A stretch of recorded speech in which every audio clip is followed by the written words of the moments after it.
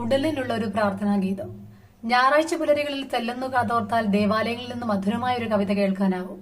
അനന്തരം അവൻ അപ്പമെടുത്തു വാഴ്ത്തി അരുൾ ചെയ്തു, ഇതെന്റെ ശരീരമാണ്, എടുത്തുകൊള്ളുക. ഉടലിനുള്ള ഒരു പ്രാർത്ഥനാ ഗീതമായി അതിനെ ഓർത്തെടുക്കുന്നു. മിഴികളുടെ ഒരു ഇമേനക്കം പോലും എത്ര പ്രധാനപ്പെട്ടതാണ്. അത് പിടുത്തം കിട്ടണമെങ്കിൽ ഒരു ആശുപത്രിയുടെ ന്യൂറോ ഐസിയുടെ പുറത്ത് നിങ്ങൾ കൂനിപ്പിടിച്ചിരിക്കണം. ഡോക്ടർ പുറത്തേക്ക് വന്ന് ആരുടെയോ ബന്ധുവിനെ തിരയുന്നു. ഒരു സന്തോഷ വർത്തമാനമുണ്ട്. അയാളുടെ ഇമകൾ അനങ്ങി. ശരീരം ചെറിയ കളിയല്ല.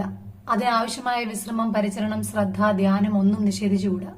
പ്രാർത്ഥനകൾ ശരീരത്തിനുള്ള വിശ്രമം എന്ന നിലയിൽ പോലും പ്രസക്തമാണ്. നിസ്കാരത്തെക്കുറിച്ചൊരു എഴുത്തുകാരൻ നിരീക്ഷിച്ചു. ചുട്ടുകൊള്ളുന്ന മണലിൽ 5 നേരം ഈന്തപ്പനയുടെ തണുപ്പിൽ ശരീരശുദ്ധി വരുത്തിയ ഒരാൾ സമാധാനത്തിലിരിക്കുകയാണ്. God explained in a taxi ride എന്ന പോളാർഡിന്റെ പുസ്തകത്തിലാണത്. ശാബത്ത് ആരംഭിച്ചത് വിശ്രമത്തിനൊരു ദൈവീയ മാനം എന്ന നിലയിലായിരുന്നു. ശരീരമല്ലാതെ മറ്റെന്താണ് ഒരു മനുഷ്യന്റെ മൂലധനം? അതിനെ പൊടിയാതെ സൂക്ഷിക്കാൻ സഹായിക്കുന്നതിനേക്കാൾ വലിയ ആത്മീയ ധർമ്മം എന്തുണ്ട്? അങ്ങനെയാണ് ദേവാലയങ്ങൾ